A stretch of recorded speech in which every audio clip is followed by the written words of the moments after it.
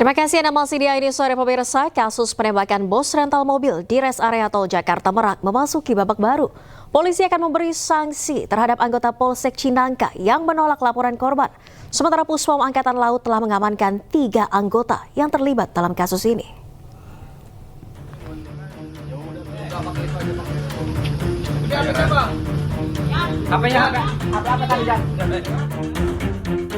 Kasus penembakan bos rental mobil memasuki babak baru. Polisi telah menetapkan 2 tersangka dalam kasus penembakan bos rental mobil di res area tol Tangerang Merak. Tersangka AS diketahui sebagai orang yang pertama kali menyewa mobil milik korban. Sementara I adalah pihak yang menerima mobil tersebut. Tak hanya sipil, kasus ini juga melibatkan oknum anggota TNI Angkatan Laut yang berperan menembak korban di TKP. Dari hasil penyelidikan sementara, ketiga orang tersebut adalah AA, RH, dan BA. Dengan pangkat Sersan 1 dan Klasi Kepala atau KLK yang telah diamankan oleh Puspom TNI Angkatan Laut. Sementara itu, Polda Banten telah memeriksa 13 orang saksi dalam kasus ini dan menemukan adanya pelanggaran karena anggotanya menolak untuk mendampingi korban saat peristiwa terjadi. Anggota kami, Saudara Bribka Dery, ini dilaporkan karena adanya dugaan penggelapan rental, ya, dan situ ada sedikit diskusi antara rental dan leasing. Nah, dilaporkanlah ke Kapolseknya untuk meminta petunjuk. Nah, pada saat melaporkan kepada Kapolseknya, Bribka Dery ini tidak utuh melaporkannya. Ya, seharusnya ini adalah terkait dengan rental, penyewaan kendaraan yang didugakan digelapkan, tapi dilaporkannya leasing kepada Kapolseknya. Sehingga Kapolsek ini menyampaikan kalau memang leasing harus ada surat dari leasing dan sebagainya, diminta dokumen. Nah, dokumen ini pun sudah disampaikan sebenarnya oleh Saudara Agam, baik itu BPKB, STNK, dan kunci cadangan. Jadi seharusnya memang anggota kita itu melakukan pendampingan. Tapi tidak dilakukan pendampingan karena anggota merasa kekuatannya sedikit, jadi tidak berimbang sehingga tidak melakukan pendampingan. Padahal seharusnya anggota kita bisa melakukan permintaan tambahan dukungan ke Polres misalnya, ya, atau anggota reserse di Polsek itu sendiri, tapi itu tidak dilakukan, ya.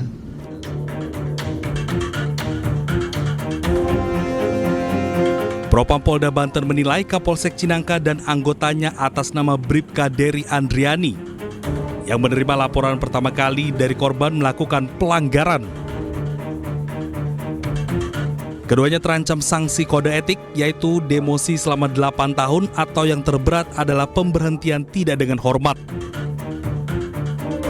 Dari Jakarta, Tim Liputan iNews melaporkan.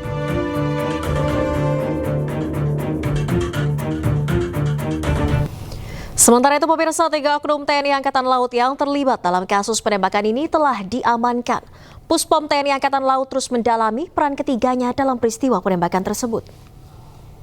Kami Puspomal akan terus mendalami dan sekarang sudah dalam proses penyidikan. Pelaku sudah kami amankan. Kami dari jajaran TNI Angkatan Laut sebagaimana sampaikan oleh Panglima Armada RI, kami akan selalu terbuka dan akan menyampaikan fakta apa adanya. Apabila ada satu keterlibatan yang betul mengarah pada suatu tindak pidana, jajaran polisi militer tentunya akan memeriksa sesuai dengan ketentuan hukum yang berlaku.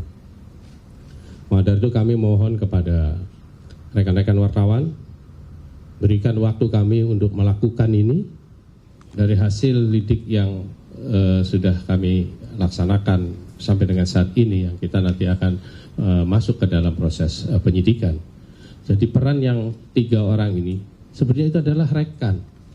Ya, jadi perannya itu dia tidak memiliki peran, oh ini sebagai eksekutor, oh ini sebagai ini, tidak. Kan ini ada sebagai rekan. Bahkan pelaku dengan yang dikeroyok tadi itu adalah saudara. Jadi pelaku ini adalah pamannya, ya, pamannya AA tadi.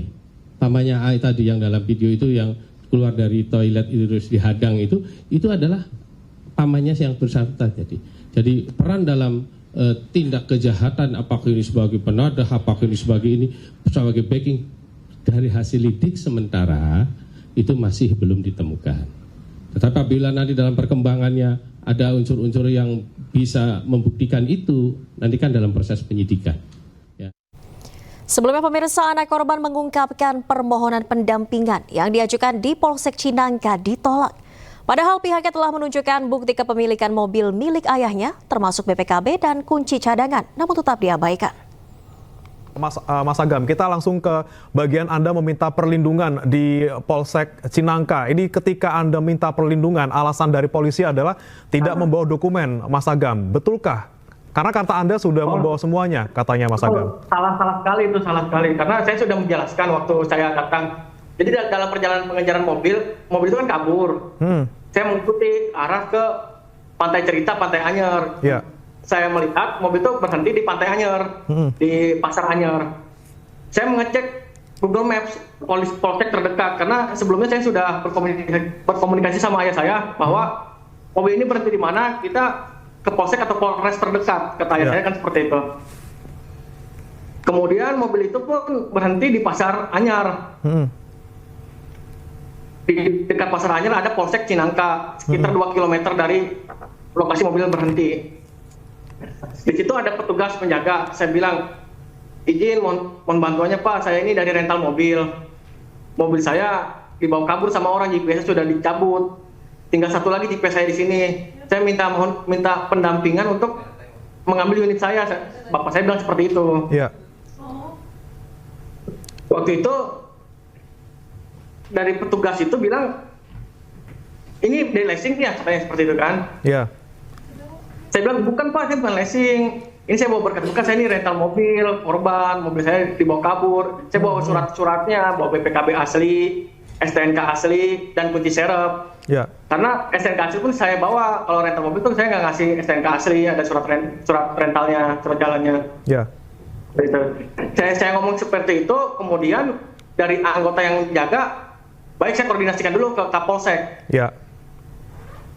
Waktu Kapolsek, koordinasi Kapolsek, saya kan di depan apa pintu masuk Polsek. Mereka masuk ke dalam untuk konfirmasi untuk ke Kapolsek kemungkinan. Terus waktu itu malah dibilang gimana lanjutannya, maaf saya nggak bisa mendampingi. Lah kenapa nggak bisa mendampingi? Saya bilang seperti itu. Ya. Ini kan polisi, institusi yang mengayomi masyarakat. Maling mobil. Seperti itu. Oke. Ya nggak bisa, karena Kapolsek nggak bisa mendampingi. Ceritanya nggak bisa jalan kalau tidak ada perintah. Kurang lebih bahasanya seperti itu. Ya, tapi Mas Agam waktu itu tidak ada kejelasan alasannya kenapa Pak Kapolsek enggan untuk mendampingi. Nah, setelah dia menolak, saya mau mengecek GPS lagi mobil itu. Waktu itu berhenti lama di situ, sekitar 30 menitan. Saya mengecek, saya mengasih tahu ke ayah saya, ya ini mobil udah jalan lagi. Sedangkan di sini tidak ada kejelasan di Polsek Cinangka. Ya udah kalau emang di sini nggak ada, saya beri saran kayak saya ikutin mobil lagi. Nanti di Polsek atau Polres terdekat kita melakukan hal yang sama, niatnya seperti itu tadinya. Oke, jadi memang tidak ada kejelasan alasan apa yang kemudian membuat polisi menolak kita ya? Kita mau menunjukkan surat-surat aja, mereka abaikan. Ya pemirsa, lalu sebenarnya bagaimana kronologis pengusaha rental mobil yang meninggal dunia akibat ditembak pelaku saat mencoba mengambil kendaraan miliknya yang dibawa kabur di rest area kilometer 45 Tol Tangerang Merak. Berikut kami hadirkan kronologi lengkapnya untuk Anda.